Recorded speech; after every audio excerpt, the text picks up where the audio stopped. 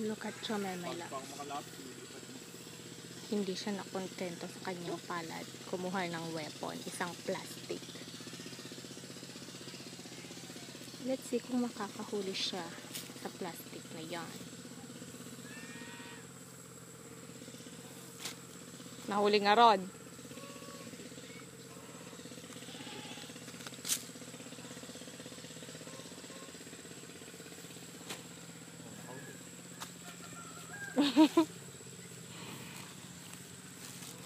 Ayan, pag hindi nakukuha sa talino, dapat talaga kailangan gamitan ng dahas.